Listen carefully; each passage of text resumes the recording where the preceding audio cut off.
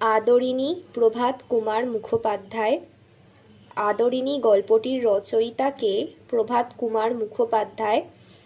আদরিণী গল্পটি কোন পত্রিকায় প্রকাশ পায়? সাহিত্য।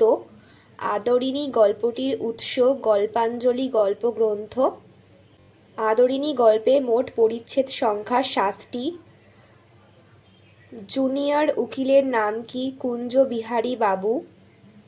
পাড়ার ডাক্তারের নাম কি? নগেন্দ্র বাবু বা নগেন বাবু। জয়রাম মুখোপাধ্যায় পেশায় ছিলেন মোক্তার।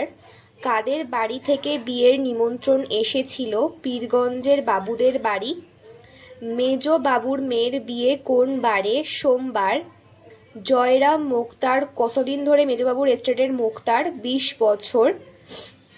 জয়রাম মোক্তারের হৃদয়খানি কি রূপ? কুসুমের মতো কোমল। হুঁকোটি নামিয়ে ধরে জয়রাম মোক্তার কোন স্বরে কথা বলেছিলেন?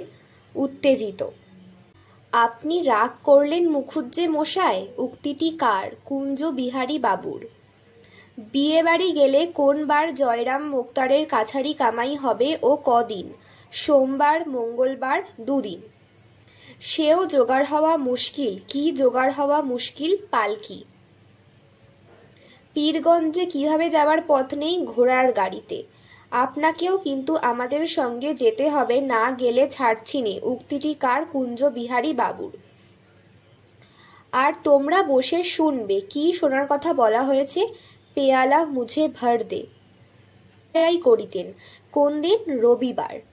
মুখুজ্জে মহাশয় কটার সময় আহ্নিক পূজা সমাপন করিতেন? বেলা 9টার সময়। হঠাৎ সেই হাতির কথা মনে পড়িয়া গেল। কখন মনে পড়ল? জয়রাম যখন অনেকগুলি মক্কেলদের সহিত কথাবার্তা বলছিলেন। পাঠ লিখিয়া 2-3 দিনের জন্য একটি সুশীল সুবোধ হস্তি প্রার্থনা করিয়া পত্র লিখিলেন। পত্রটিতে কি লিখেছিলেন? প্রবল প্রতাপান্বিত শ্রীল শ্রী মন মহারাজ শ্রী নরেশচন্দ্র রায় চৌধুরী বাহাদুর আশ্রিত জন প্রতিপালকেশু। কাকে ডাকিয়া পত্রখানি লইয়া যাইতে আজ্ঞা দিয়া মোক্তার মহাশয় আবার মক্কেলগণের সহিত কথোপকথনে প্রবৃত্ত হইলেন? একজন ভৃত্যকে ডাকিয়া। জয়রাম পত্রে কত দিনের জন্য হস্তি প্রার্থনা করেছিলেন? 2-3 দিনের জন্য। জয়রামের গায়ের রং আরেকটু পরিষ্কার হলে তাকে কি বলা যেতে পারে? গৌরবর্ণ। গোপগুলি মোটা মোটা, কাঁচায় পাকায় মিশ্রিত। কার? জয়রাম মুখোপাধ্যায়ের।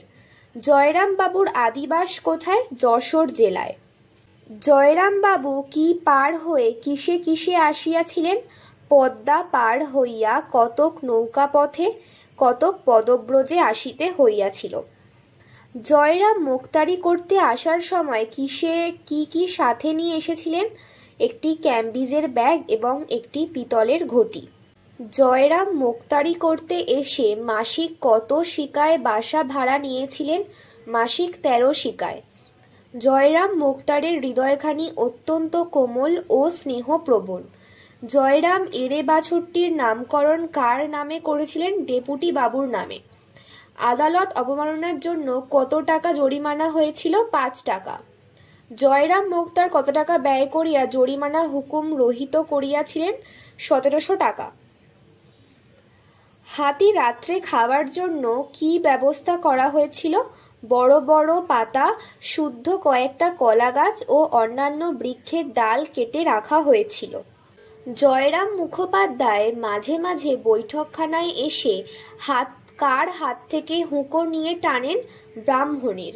জয়রাম মুখোপাধ্যায় মাঝে মাঝে বৈঠকখানায় এসে হুঁকো নিয়ে কত টান দেন? 2-4 টান। হাতি পাওয়া গেল না উক্তিটি কার? ভৃত্যের। তাই তো, সব মাটি উক্তিটি কার? নগেন্দ্র বাবুর। কেন রে হাতি পাওয়া গেল না উক্তিটি কার? জয়রাম বাবুর।